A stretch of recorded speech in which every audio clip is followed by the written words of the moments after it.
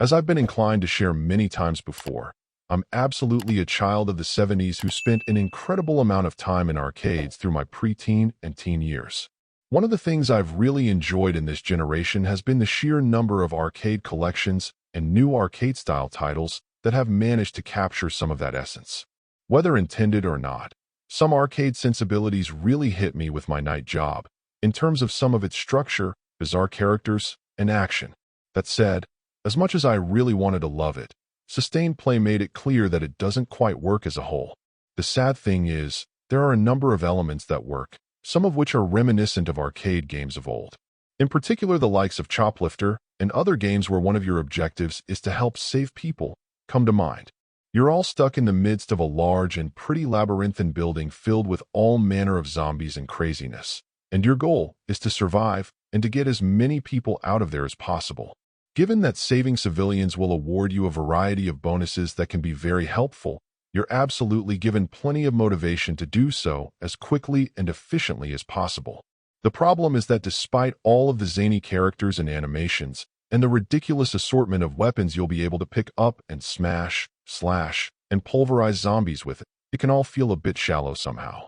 There's just so much going on, so many people to save, and so many things like groups of zombies trying to stomp certain rooms to pieces, that it quickly feels like a futile effort.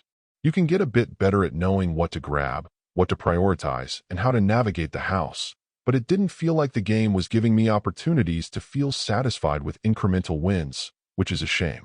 That's part of what brings me back to the old arcade days.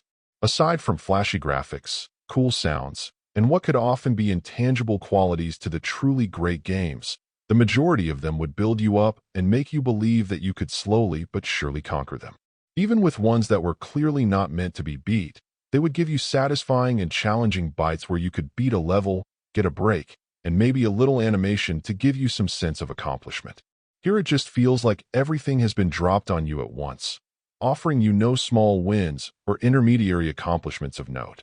That lack of nuance and giving me something to feel more invested in, believing that I can meaningfully measure my progress and get better, is just missing here for the most part.